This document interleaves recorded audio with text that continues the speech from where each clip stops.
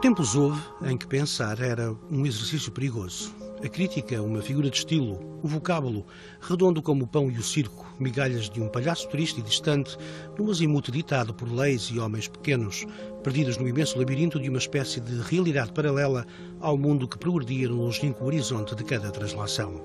Pergunto ao vento que passa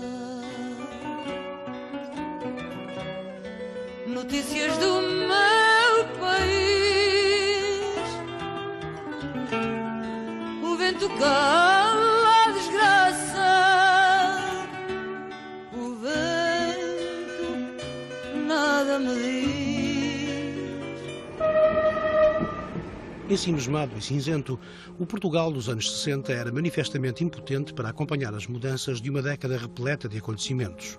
Porque, por cá, o preto e branco da imprensa era cortado a eito pelo lápis azul da censura. Os tempos não eram fáceis. O sentimento é aquele que Sofia de Melbrenner transcreve num poema fabuloso, quando diz: nunca choraremos bastante quando o gesto criador é impedido. Cercear o que se escreve é escrutinar o que se pensa. Amputado na essência, o pensamento desafia-se a si próprio para fazer passar a mensagem.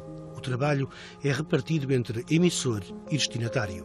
Os leitores estão sempre a ver, às vezes, no tempo da censura, estavam a ver no texto aquilo que lá não estava. Havia sempre essa tendência. E o Augusto Tabelar um dia disse-me, a propósito da censura ao Jornal do Fundão, que a censura, que este era um bom exemplo, porque se via como a censura inevitavelmente transformava os leitores em detetives da palavra.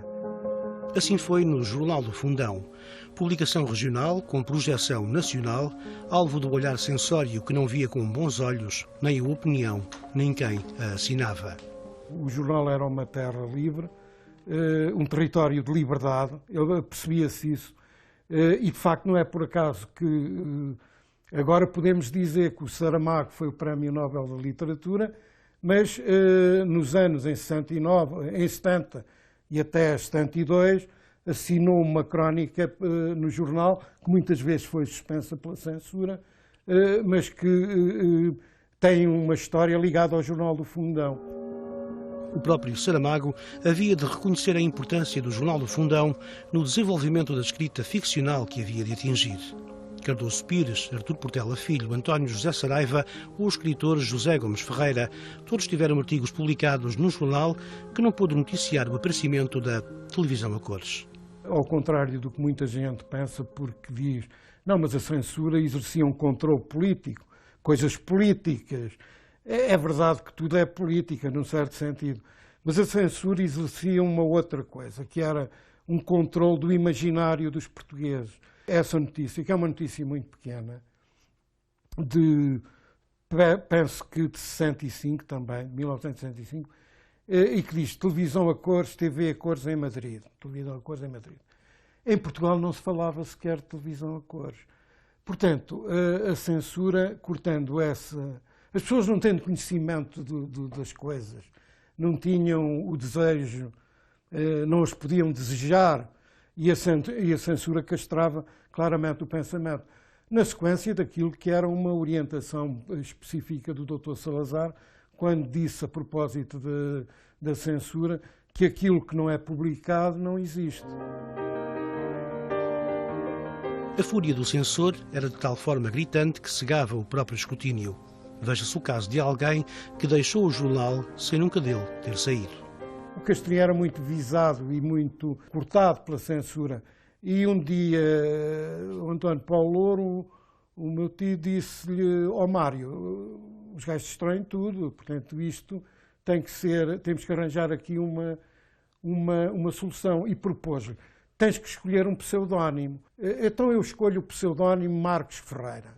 E o diretor do jornal, o António Paulo Louro, disse ao censor: vocês tinham razão, o Marcos, de facto, é um indivíduo, é maldizente, ele critica tudo e todos. E temos já outro crítico de televisão, que é o Marcos Ferreira, que é um professor do Liceu Reformado, uma pessoa de grandes princípios, muito católico e, portanto, eu acho que ele vai fazer um bom trabalho de crítica de televisão. E as primeiras críticas que o Marcos Ferreira assinou foram passando. A determinada altura começaram a cortar. Acabou por dizer o censor: este tipo, o Marcos Ferreira, ainda é pior que o Mário Castrinho. Então, na parte final, depois disso, passados uns tempos, o Mário Castrinho regressou a fazer a crítica de televisão com o seu nome próprio. De corte em corte, de restrição em restrição, o inevitável aconteceu há 50 anos, quando o Jornal do Fundão noticiou um prémio literário a Luandino Vieira, na altura preso no Tarrafal. E o jornal é suspenso em 26 de maio. A comunicação suspende o Jornal do Fundão, precisamente pelo suplemento.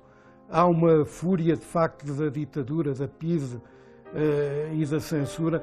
A Sociedade Portuguesa de Escritores, que instituiu o prémio, que aliás tinha o apoio da Gulbenkian, foi saqueada e destruída e proibida.